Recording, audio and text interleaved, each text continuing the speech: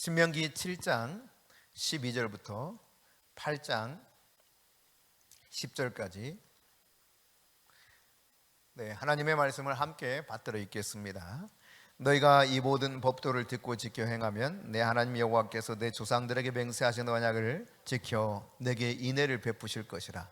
곧 너를 사랑하시고 복을 주사 너를 번성하게 하시되 내게 주리라고 내 조상들에게 맹세하신 땅에서 내 소생에게 은혜를 베푸시며 내 토지 소산과 곡식과 포도주와 기름을 풍성하게 하시고 내 소와 양을 번식하게 하시리니 내가 복을 받음이 만민보다 훨씬 더하여 너희 중에 남녀와 너희의 짐승의 암수에 생육하지 못함이 없을 것이며 여호와께서 또 모든 질병을 내게 멀리하사 너희가 아는 애굽의 악질에 걸리지 않게 하시고 너를 미워하는 모든 자에게 걸리게 하실 것이라. 내 하나님 여호와께서 내게 넘겨주신 모든 민족을 내 눈이 긍휼히 여기지 말고 진멸하며 그들의 신을 섬기지 말라. 그것이 내게 올무가 되리라. 내가 혹시 심중에 이르기를 이 민족들이 나보다 많으니 내가 어찌 그를 쫓아낼 수 있으리요 하리라마는 그들을 두려워하지 말고 내 하나님 여호와께서 바로와 온 애굽에 행하신 것을 잘 기억하되 내 하나님 여호와께서 너를 인도하여 내실 때 내가 본 큰 시험과 이적과 기사와 강한 손과 편파를 기억하라. 내 하나님 여호와께서 내가 두려워하는 모든 민족에게 그와 같이 행하실 것이요 내 하나님 여호와께서 또 왕벌을 그들 중에 보내어 그들의 남은 자와 너를 피하여 숨은 자를 멸하시리니 너는 그들을 두려워하지 말라. 너희 하나님 여호와 곧 크고 두려운 하나님이 너희 중에 계심이니라. 내 하나님 여호와께서 이 민족들을 내 앞에서 조금씩 쫓아내시리니 너는 그들을 급히 멸하지 말라. 들짐승이 번성하여 너를 해할까 하노라. 내 하나님 여호와께서 그들을 내게 넘기시고 그들을 크게 혼란하게 하여 마침내 진멸하시고 그들의 왕들을 내 손에 넘기시리니 너는 그들의 이름을 천하에서 제하여 버리라. 너를 당할 자가 없이 내가 마침내 그들을 진멸하리라. 너는 그들이 조각한 신상들을 불사르고 그것에 입힌 은이나 금을 탐내지 말며 취하지 말라. 내가 그것으로 말미암아 올무에 걸릴까 하노니 이는 내 하나님 여호와께서 가증히 여기시는 것임이니라. 너는 가증한 것을 내 집에 들이지 말라. 너도 그것과 같이 진멸당할까 하노라. 너는 그것을 멀리하며 심히 미워하라. 그것은 진멸당할 것임이니라. 내가 오늘 명하는 모든 명령을 너희는 지켜 행하라. 그리하면 너희가 살고 번성하고 여호와께서 너희의 조상들에게 맹세하신 땅에 들어가서 그것을 차지하리라. 내 하나님 여호와께서 이 40년 동안에 내게 광야길을 걷게 하신 것을 기억하라. 이는 너를 낮추시며 너를 시험하사 내 마음이 어떠한지 그 명령을 지키는지 지키지 않는지 알려 하심이라. 너를 낮추시며 너를 줄이게 하시며 또 너도 알지 못하며 내 조상들도 알지 못하던 만나를 내게 먹이신 것은 사람이 떡으로만 사는 것이 아니요 여호와 입에서 나오는 모든 말씀으로 사는 줄을 내가 알게 하려 하심이니라. 이 40년 동안에 내 의복이 헤어지지 아니하였고 내 발이 부르트지 아니하였느니라. 너는 사람이 그 아들을 징계함 같이 내 하나님 여호와께서 너를 징계하시는 줄을 마음에 생각하고 내 하나님 여호와의 명령을 지켜 그의 길을 따라가며 그를 경외할지니라. 내 하나님 여호와께서 너를 아름다운 땅에 이르게 하시나니 그곳은 골짜기든지 산지든지 시내와 분천과 샘이 흐르고 밀과 보리의 소산지요 포도와 무화과의 석류와 감람나무와 꿀의 소산지라. 내가 먹을 것에 모자람이 없고 내게 아무 부족함이 없는 땅이며 그 땅의 돌은 철이요 산에서는 동을 캘 것이라. 내가 먹어서 배부르고 내 하나님 여호와께서 옥토를 내게 주셨으므로 말미암아 그를 찬송하리로다. 아멘. 미래를 알지 못하면 인간이 좀 그 불확실한 미래 때문에 두려움을 갖고 살아갑니다. 누구든지 그렇죠. 막연한 두려움, 어찌 될지 모르는 그러한 상황. 너무도 또 세계가 많이 바뀌어가고 있지 않습니까? 더욱이 여러분 1년 5개월째 끝나지 않는 코로나19 바이러스라고 하는 이러한 전염병 때문에 우리나라는 물론이거니와 전 세계 열방이 함께 두려움 속에 잠겨 있습니다. 소상공인들이 얼마나 어렵습니까? 일상적인 생활이 모두가 되질 않습니다. 뿐만 아니라 때로는 건강을 해치고 목숨을 잃는 이들도 있습니다. 저는 저의 가까이에서는 그런 일이 없으리라 생각했는데 제 친구의 장모님, 장인어른께서 한꺼번에 돌아가시는 일도 있었어요. 이 전염병 때문에. 이게 참 현실이구나 그런 생각이 들더라고요. 그런가 하면 여러분, 이 빠르게 이 전염병이 자꾸 변이가 일어나잖아요. 이런 변이에 따라가지를 못하는 백신 개발, 이것이 우리로 하여금 또 한편 암울하게 하기도 합니다. 지난 금요일 제가 신문에 보니까요, 화이자 백신, 우리에게 좋은 백신으로 알려져 있는데 2차 접종까지 다 마쳤는데도 불구하고 주요 변이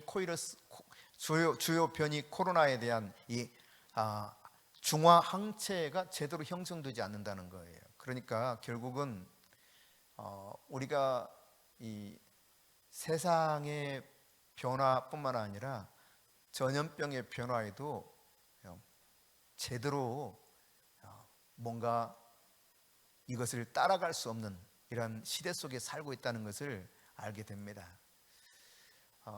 오늘 본문에 보면 가나안 땅을 점령해서 들어가야 될 이스라엘 백성들, 그들 앞에는 그들이 잘 아는 것처럼 그 당시 문화가 제일 발달한 지역이 바로 팔레스타인이라고 일컬어지는 그 가나안 땅에 살고 있었던 사람들입니다.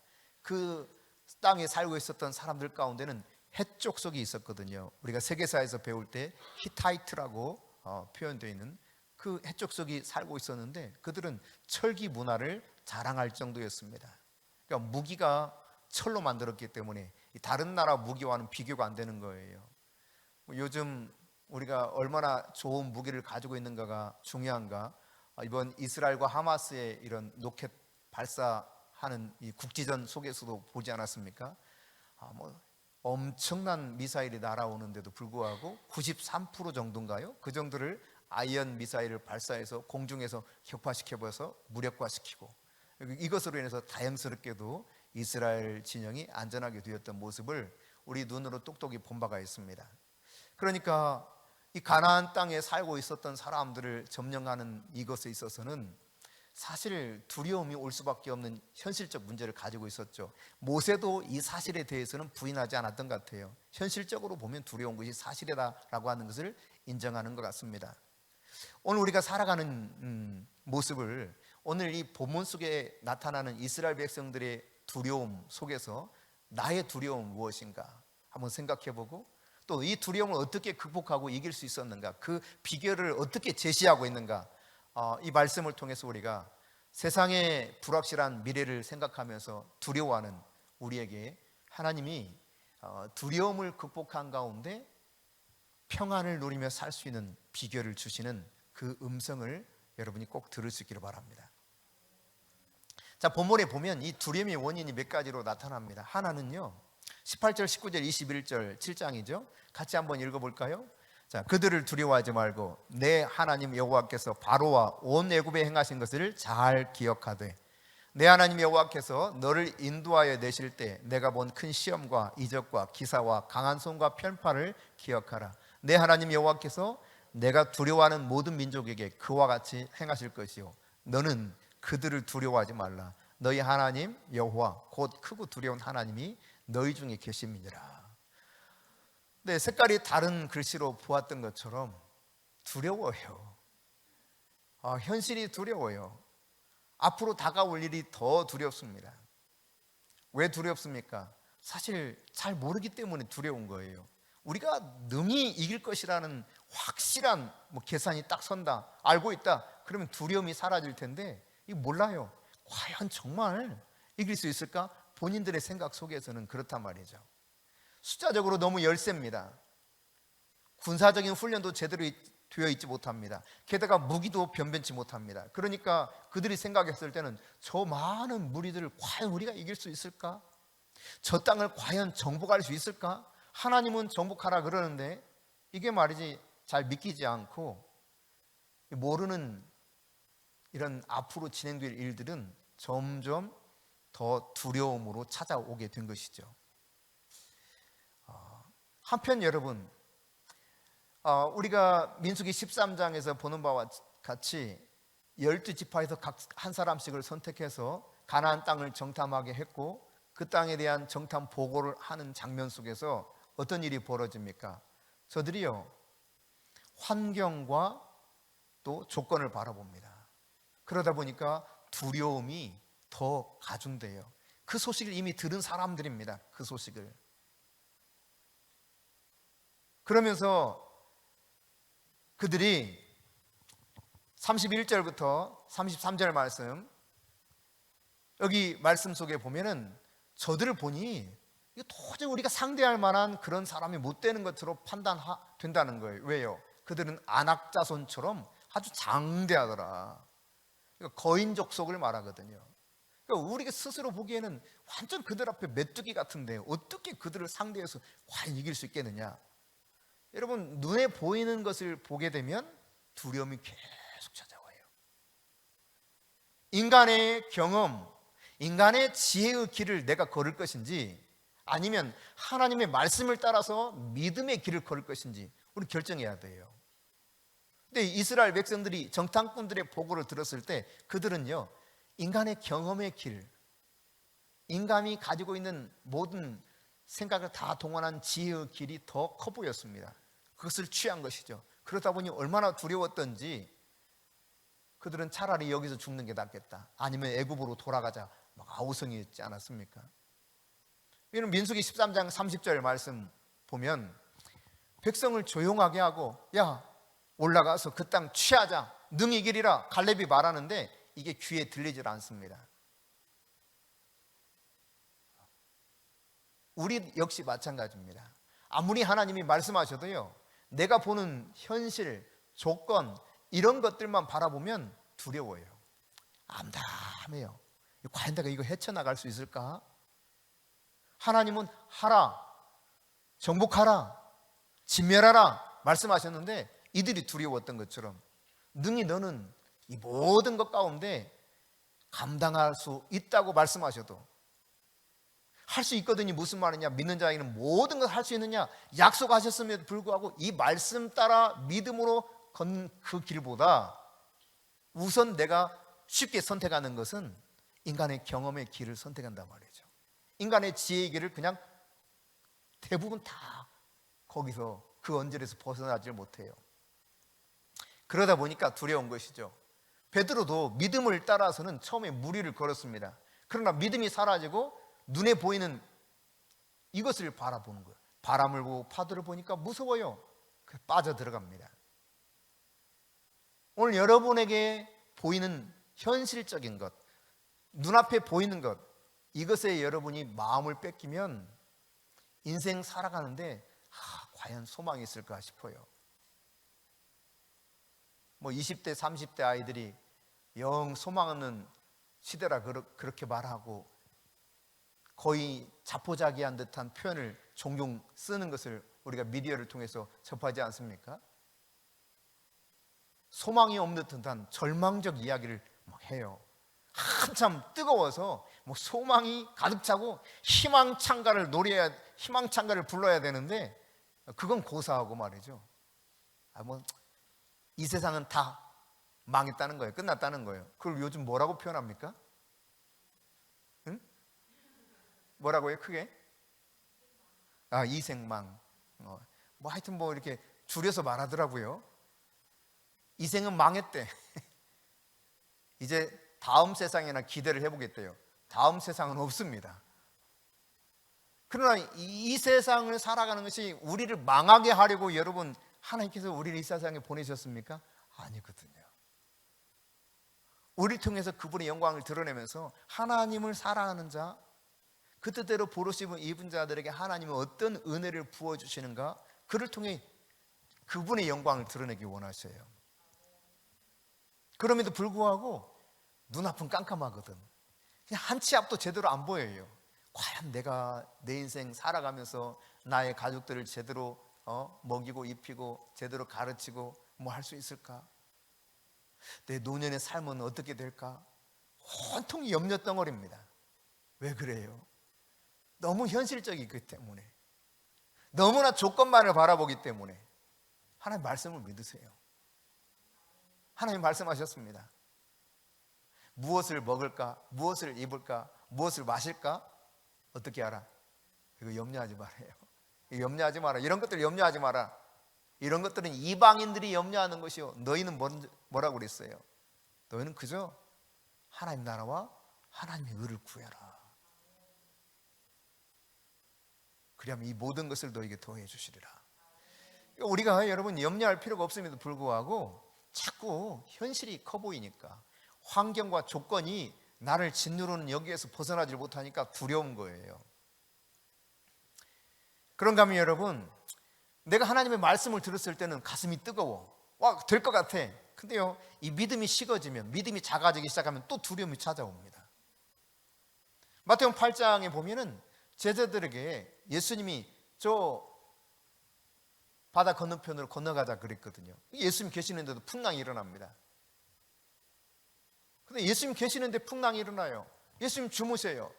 예수님에게 깨우면서 우리가 지금 죽게 되었다고 그럴 때 주님이 뭐라고 말씀하셨어요? 이게 도대체 왜 무서워하냐? 어찌하여 무서워하느냐?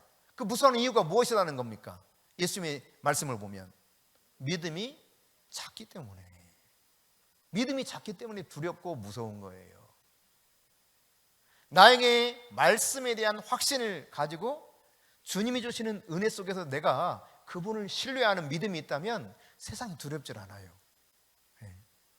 하나님이 뜻이 있어서 나를 보내셨고 나를 통해서 그분의 영광을 드러내기 원하시는데 내 인생에 대한 모든 책임 그분이 지지 않겠어요?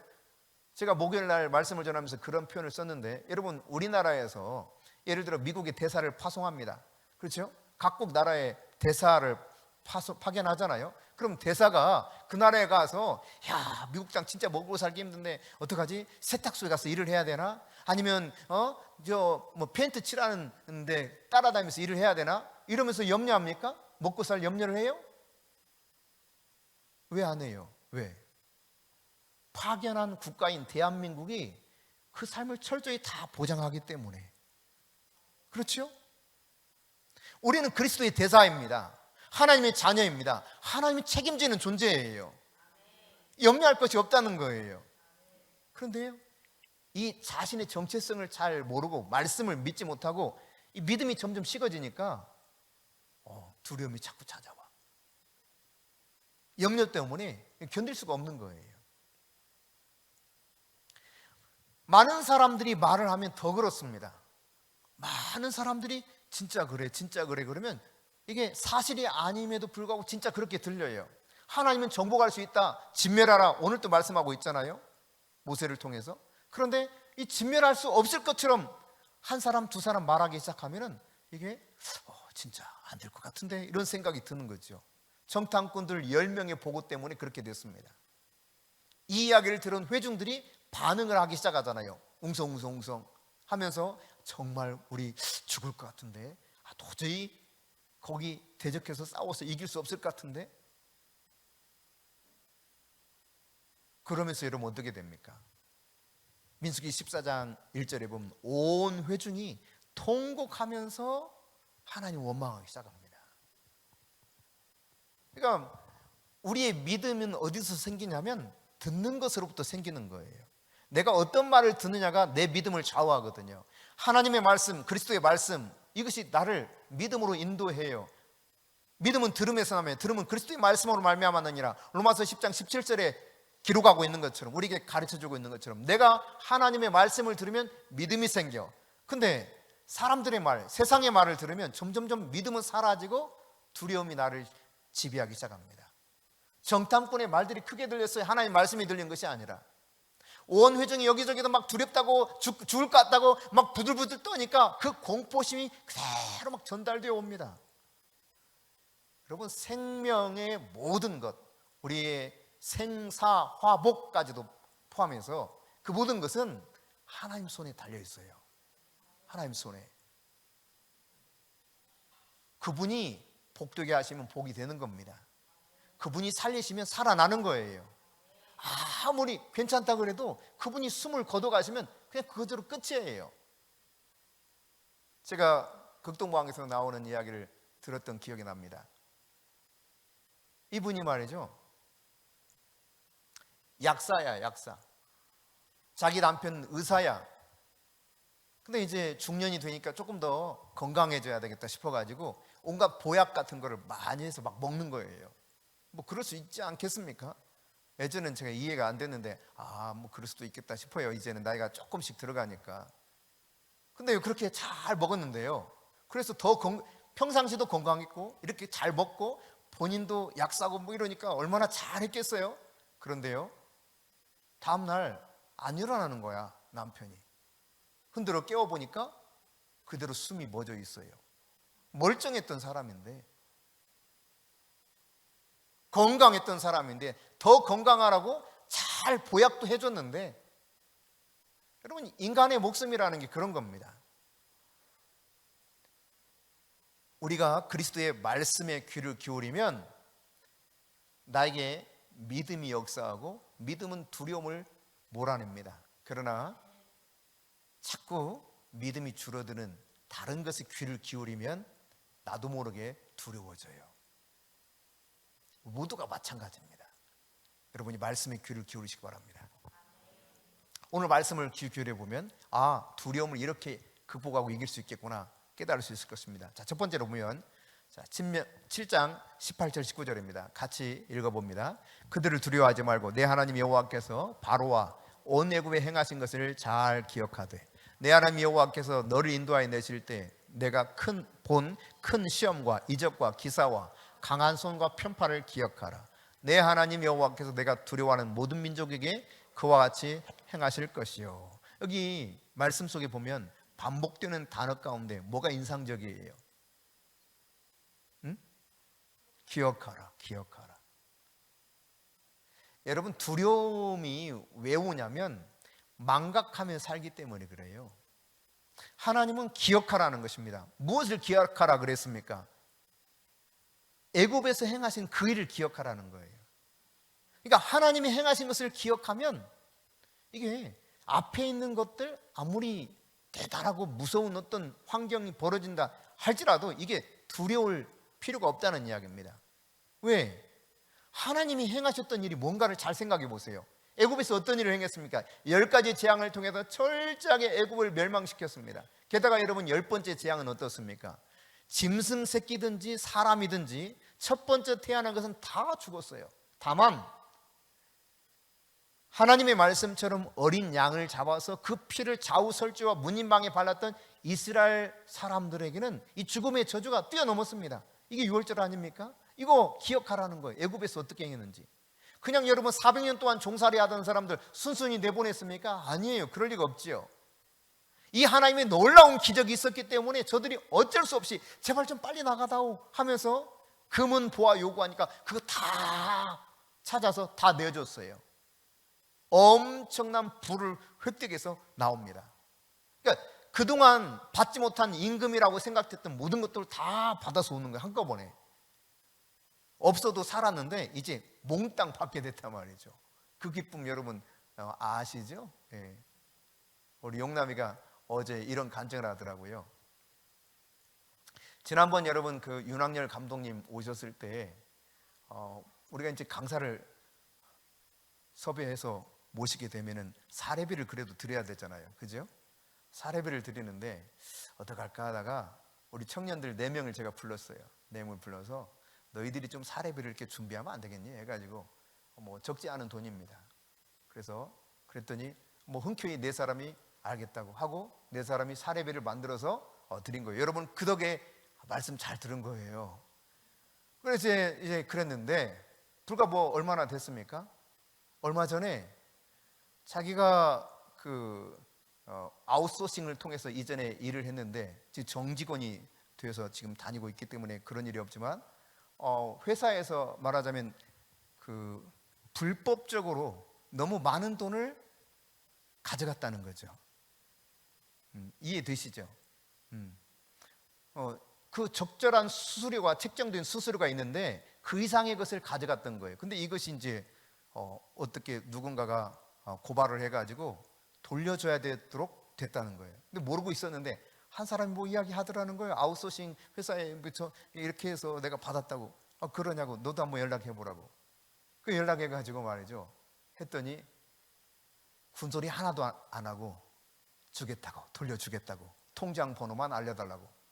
그래가지고 최소한 5배가 자기가 그 강사비를 위해서 드렸던 5배 이상이 자기한테 들어왔대요. 네. 여러분, 하나님이 행하신 일을 기억하는 것은 중요합니다.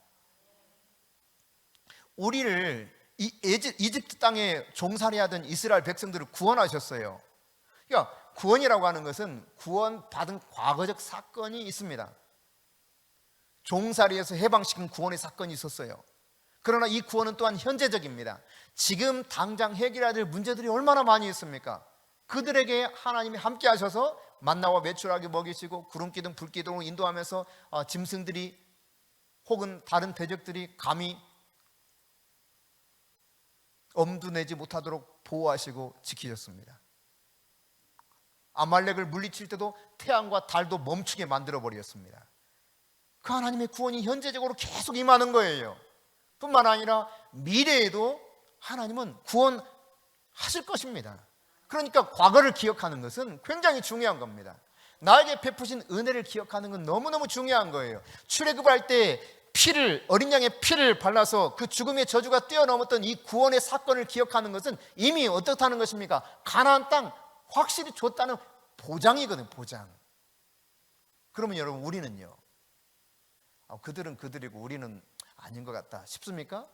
여러분, 어린 양 되신 예수 그리스도, 그 피를 통해서 우리는 구원받은 자들입니다.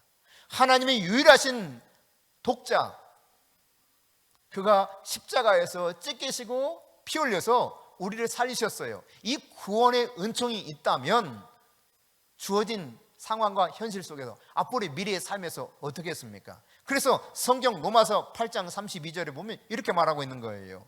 자기 아들을 아끼지 아니하시고 내어주시니가 어찌 너희에게 다른 것들을 주지 않겠느냐? 이게 하나님의 말씀이에요.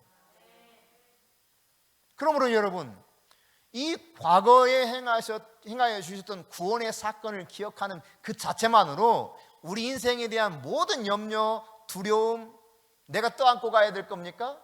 아니에요. 그래서 주님은 말씀하셨어요. 너희 모든 짐을 다 주께 맡겨버리라. 맡기면 돼요. 맡긴다는 것은 발로우, 던지다는 뜻입니다. 그러니까 뜨거라 하고 딱 던지면 돼. 두려운 문제, 불안한 현실이 오면 뜨거라 하고 그냥 내 것이 아니다 하고 하나님께 딱 맡기는 거예요. 던져버리는 거예요. 한번 던져보세요. 아유, 주님 가져가세요. 리얼한 액션도 필요합니다. 자, 같이 해봅시다. 주님 가져가세요. 빨리 가져가라고 해야 된다니까. 다시 한번 가져가세요. 에이, 염려가 오면은요 던져버려야 돼요. 그냥 이렇게 던지는 것도 안 되면 팍 던져. 그냥 팍 던져. 괜찮아요. 주님이 던지라 그랬어. 내가 그거 받아줄게. 그리고 너희들을 내가 돌보아줄게. 여러분, 과거를 기억하세요. 내가 구원받은 십자가의 은혜를 기억하세요. 여기 다 있는 거예요. 다 있는 거예요. 할렐루야.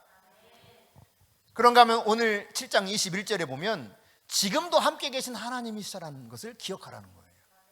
자, 여기 보면 너는 그들을 두려워하지 말라. 너희의 하나님 여호와 곧 크고 두려운 하나님이 뭐라고 말씀합니까? 너희 중에 지금 계신다는 거예요. 너희 중에 지금 계신다. 할렐루야. 현재적으로 하나님이 함께하고 있는 거예요. 너희들은 저 크다고 생각하는 안압 자손들 두려워하고 있지만 크고 두려우신 하나님이 너희 중에 계신다. 아무도 대적할 수 없었습니다. 아모리 왕 시온, 바산 왕 옥도 무너져 완전히 진멸당했죠. 아말렉도 그 앞에서 무너지지 않았습니까? 크고 두려우신 하나님, 그분이 지금 너희 중에 계신다. 여러분, 요한복음 2장에 보면 혼인잔치 이야기가 나옵니다. 이 혼인잔치 가운데 중요했던 것 가운데 하나는 포도주거든요. 근데 포도주가 중간에 떨어져요. 잔치가 좀 길었어요. 지금도 뭐 일주일 뭐 이렇게 하니까요. 잔치가 길었단 말이지. 계산을 잘 못한 거죠. 아주 난감한 일이 벌어진 겁니다. 오늘날처럼 그냥 마트 가서 달려가서 사오면 되는 그런 시대가 아니라는 것을 여러분이 이해하셔야 돼요. 저희 할아버지 환갑잔치 때로 제가 기억합니다. 손님이 너무 많이 오셨어요. 너무 많이 오셨어. 진짜 많이 오셨어요. 막 마당 밖에까지 막 손님을 받는데도 손님이 너무 많아. 며칠 동안 이 잔치를 하는데 나중에는요, 뭐 잔치를 하기 위해서 그때 당시만 하더라도 커다란 항아리, 이 질그릇 항아리 큰 거 있거든요. 여기에 술을 담궜어요. 예. 여러 개를 담궜는데 어느 날 이제 막바지에 이르렀을 때 저희 할머니께서 야, 심부름하고 다니니까 막 손님 많으니까 이거저거 음식 심부름하고 그런 거죠. 가서 막걸리 얼마나 남았나, 그 술 얼마나 남았나 한번 독을 들여다보고 오라는 거예요. 가니까 한 3분의 1 남았어. 그랬더니 저한테 바켓에다가 물을 담아다가 사람들 몰래 거기다 갖다 부으래. 그리고 휘 저으래. 국자로. 뭐 그래도 돼요? 그래도 된대. 괜찮대. 이미 저 사람들 다 취해가지고 갖다 줘도 그냥 색깔만 똑같으면 술이지 괜찮다고. 그렇게 해서 내놓은 적이 있어요. 그런 시대입니다. 그러니까 이때보다 훨씬 오래전이니까 오늘 시대처럼 생각하면 안 되죠. 근데 여러분, 이 문제를 해결하기 위해서 예수님의 어머니 마리아가 예수님께 가서 요청하죠. 난감한 일이 벌어졌는데 포도주가 떨어졌으니 도와달라고. 예수님 처음에 거절했지만 결국은 예수님께서 하인들을 시켜가지고 결례에 쓰는 항아리에다가 가득 채우게 했습니다. 물을. 그리고 그 물을 가져다가 연회장에 떠다 주라 그랬는데 연회장이 이것을 맛보더니 극상품 포도주를 도대체 어떻게 지금 이렇게 내놓게 됐냐고. 그러니까 아까 말씀드렸던 것처럼 가면 갈수록 어때요? 안 좋은 술이 나온다니까. 안 좋은 술이. 근데 희한하게 이 집은 너무 좋은 술이 나오는 거야.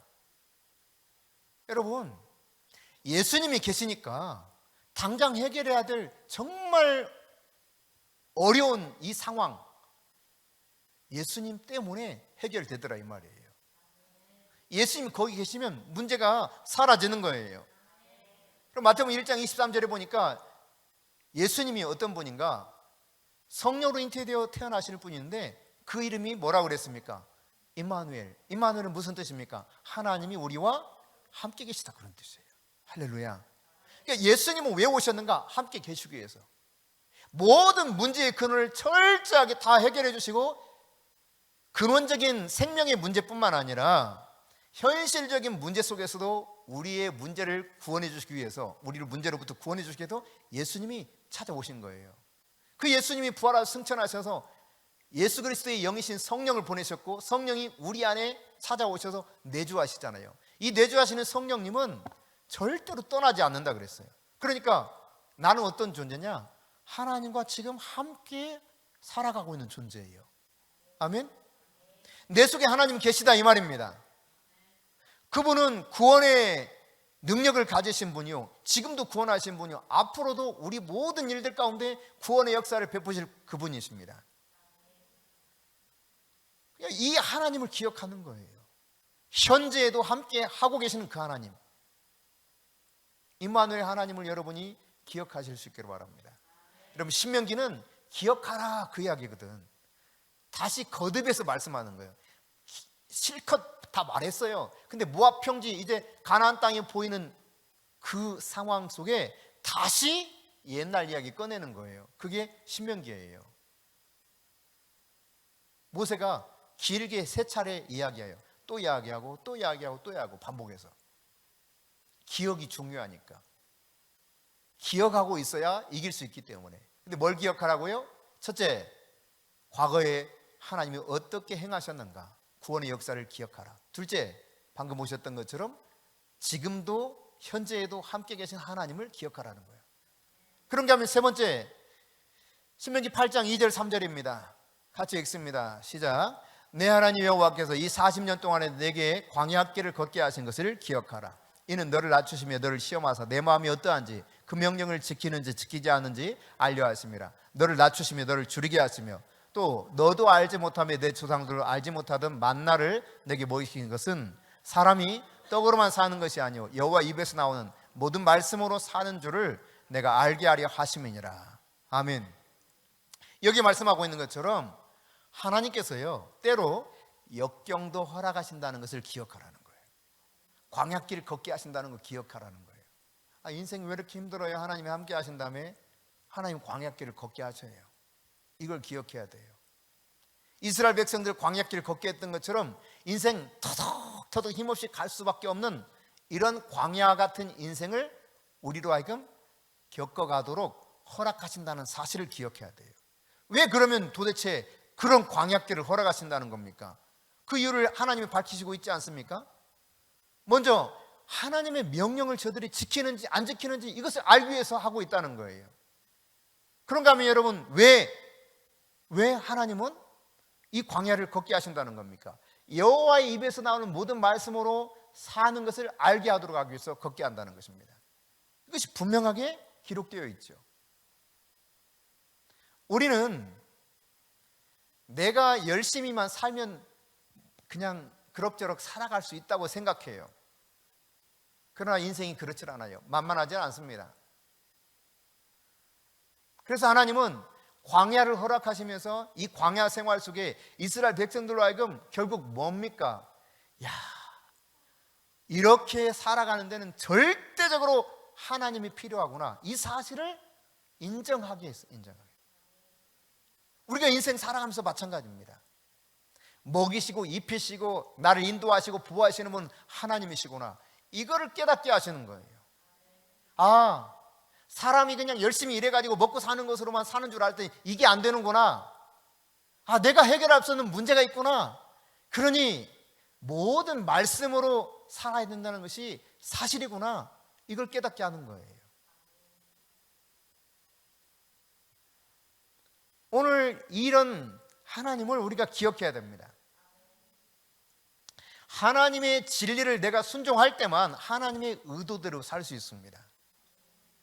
여러분, 모든 것은 만든 사람의 의도대로, 만든 이의 의도대로 될 때 가장 잘 사용되고 아름답게 사용될 수 있거든요.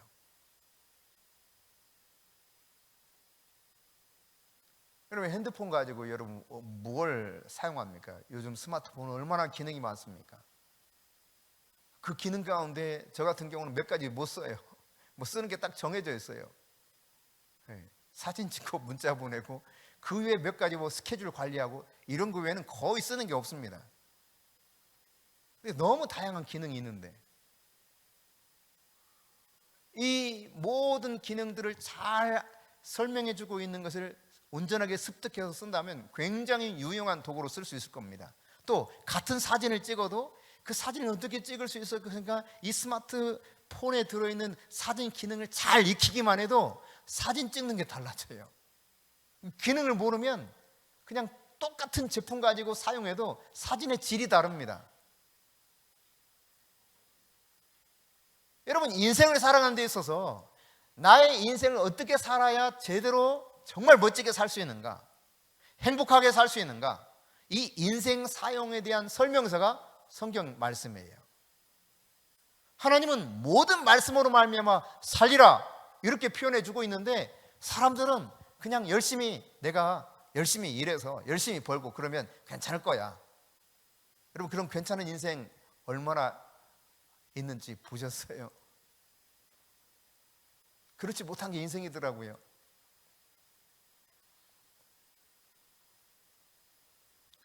오늘 내 인생 가운데 역경을 허락하시는 하나님, 그래서 나로 하여금 정말 하나님이 필요하구나, 하나님을 의지하고 살 수밖에 없구나, 내가 말씀을 의지해서 살아야 되는구나, 이 사실을 깨닫게 하시는 하나님을 여러분 기억하십시오. 한편 여러분, 오늘 7장 22절에 보면 이렇게 기록합니다. 같이 읽습니다. 내 하나님 여호와께서 이 민족들을 내 앞에서 조금씩 쫓아내시리니 너는 그들을 급히 멸하지 말라. 들짐승이 번성하여 너를 해할까 하노라. 그냥 한꺼번에 싹 해결됐으면 좋겠는데 그게 안 된다는 거예요. 그렇게 하지 말라고 말씀하고 있어요. 도리어 그렇게 하면 문제가 들짐승들이 막 들끓어서 너희들을 해치게 될 거라는 겁니다. 이렇게 말씀하시거든요. 여러분, 그러니까 내 모든 문제들이 그냥 속 시원하게 그냥 한 번에 해결돼 버렸으면 좋겠는데 이러지 않을 때가 종종 있어요. 그래서 힘듭니다. 근데 그것도 하나님이 다 뜻하신 바가 계시고 우리를 위한 방편이라는 것을 말씀해 주고 있는 겁니다. 여러분, 그냥 인생이 과정 없는 결과가 있습니까? 예수님이 제자를 만들 때, 제자를 양육할 때도요, 그분이 얼마나 탁월하십니까? 얼마나 능력자이십니까? 그럼에도 불구하고 3년간 집중적으로 교육했어요. 3년간 함께 먹고 함께 지내는 삶을 살아갑니다. 3년 동안 그냥 늘 붙어서 지내는 거예요. 겨우 12명 제자 그렇게 길러냅니다. 근데 그 중에 한 명은 어떻게 됐습니까? 잘 아시는 것처럼 배반자가 나옵니다. 예수님 팔아넘깁니다. 그게 예수님의 제자 양육의 결과였어요. 여러분, 현대 선교의 아버지라고 일컬어지는 윌리엄 캐리가 있습니다. 영국 사람인데요, 이 캐리가 살던 당시는요, 요한 웨슬리, 조지 필드 같은 위대한 그런 그 영적 지도자들이 있어서 엄청난 영적 부흥이 일어날 때입니다. 그럼에도 불구하고 어느 누구도 다른 나라에 가서 선교해야 된다는 생각을 하지 못하던 때입니다. 근데 윌리엄 캐리는요, 하나님의 마음을 깨달았어요.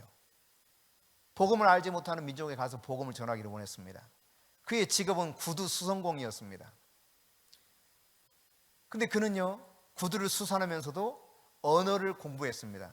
그래서 독학으로 언어를 공부하면서 라틴어, 헬라어들을 완벽하게 익숙하게 할 수 있는 사람 되었습니다.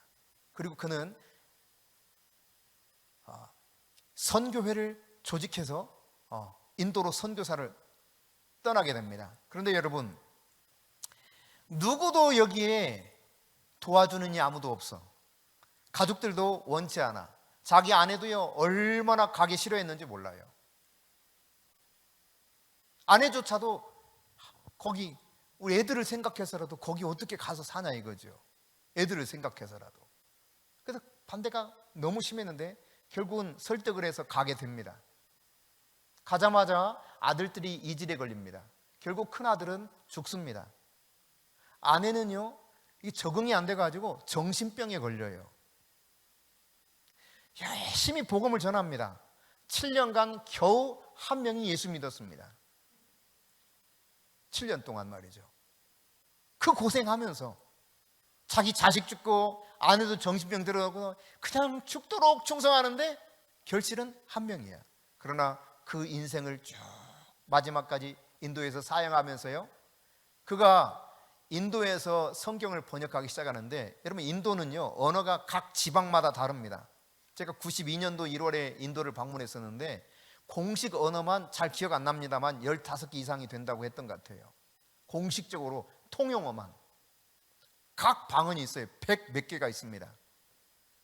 150개인가 뭐 제가 기억을 못 하겠어요. 그런데 윌리엄 캐리가 무려 44개의 언어로, 인도 방언으로 성경을 번역합니다. 엄청난 결실을 이룬 거죠. 수백 명이 그를 통해서 세례를 받았습니다. 영국의 위대한 정치가 윌리엄 윌버포스가 있습니다. 그가 살던 시대에는 노예를 매매했습니다. 시장에서. 이 노예 매매하는 것이 성경적이지 못하다는 사실을 깨닫고 국회의원으로서 활동하면서 노예 매매 제도를 폐지하자 법을 상정하는데 계속 통과 안 돼요. 그러다가 여러분, 20년 만에 처음으로 이 법안이 통과되어서 마침내 노예 매매 제도가 사라졌어요. 여러분, 우리가 내가 과정을 다 알지 못해요. 그러나 한 걸음 한 걸음 가면 되는데 우리에게는 뭐가 보장되어 있냐? 하나님이 처음부터 끝까지 다 알고 계신다는 사실이에요. 그래서 야, 내가 다 안 쫓아내, 이유가 있거든, 이러시는 거죠. 근데 아니 왜 안 쫓아내냐고요. 도대체 다 쫓아내야 속 편하게 살 텐데. 하나님이 다 이유가 있으신 거예요. 내 인생 문제가 싹 사라져야 될 것 같은데 그 문제 때문에 괴로워. 다 이유가 있는 거예요. 나를 위하심이에요. 내가 다 알지 못할 뿐이에요. 그러니까 처음부터 끝을 알고 계시는 분이 알파와 오메가이신 그분이십니다. 그러니까 중간에 있는 모든 것을 누가 더 정확히 아는 거예요? 그분이시잖아요. 그러니까 그분을 내가 제대로 믿고 처음부터 끝을 알고 계시는 그 하나님에 대해서 내가 기억하며 살아간다면 내 인생 가운데 과정은 내가 생각지도 못한 일들이 일어날지 몰라요. 그러나 염려할 필요 없다. 할렐루야. 그분이 나와 함께 하시고 그분은 다 알고 계신다. 그 모든 것을 알고 계신 하나님이 마침내 복을 주신 하나님이시라는 사실을 기억하라는 것입니다. 마침내 진멸하려니, 마침내 진멸하려니, 마침내 진멸당할 것이라, 이렇게 세 차례나 반복하시고 그 다음 이어서 계속하는 것이 무엇이냐?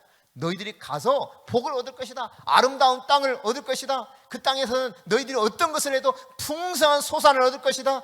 하나님께서 너희들에게 복을 주어 누리며 살게 되도록 하실 것이다. 이 사실을 계속 언급하면서 이거 기억하라는 거예요. 마침내 복을 주실 하나님. 할렐루야.